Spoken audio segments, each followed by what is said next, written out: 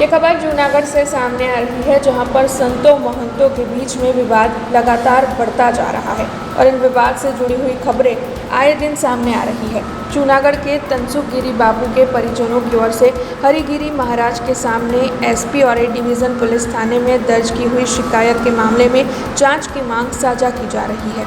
जूनागढ़ के महंत हरिगिरी बापू के खिलाफ तनसुखगिरी बापू के परिजनों ने ये अर्जी दाखिल करवाई थी। हरिगिरी बापू और प्रेमगिरी बापू के खिलाफ ए डिवीज़न पुलिस थाने में अर्जी दाखिल करवाई गई है। पीड़भंजन मंदिर के 1938 पहले से ही मंदिर के हक उनके पास है, ऐसा तेजसगिरी महाराज के वकील का कहना है।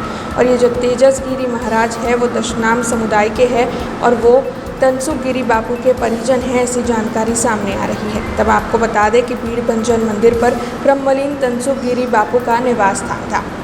હું તેજસ રસિકભાઈ ભારથી આ કામની ફરિયાદી કરવા આવ્યો છું, જે ભીડભંજન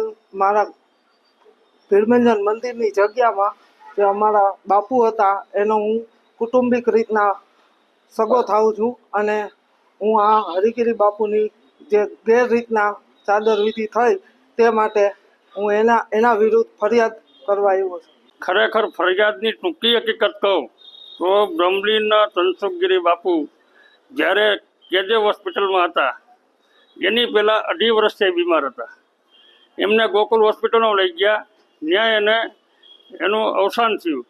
હવે પોઝિશન એવી બની કે હરિગીરી બાપુને એમ કે આનો કોઈ વારસદાર નથી, એટલે સમાધિના દિવસે સમાધિની જે કાર્યપ્રણાલી હોય એ કરવાને બદલે એ જ દિવસે અંબાજી મંદિરના જે વહીવટકર્તા છે યોગેશભાઈ, કિશોરભાઈ અને દુષ્યંતગીરી, એમની સામે મહેશગીરી બાપુ વિરુદ્ધમાં નિવેદન અપાયું પરાણે કે ભાઈ મહેશગીરી બાપુને એની સહી લઈ ગયા હતા। હવે ખરેખર આ છોકરાઓએ એમ સાંજે માફી માંગી કે અમને હરિગીરી બાપુએ દબાણ કર્યું એટલે મારે આવું નિવેદન આપવું પડ્યું હતું।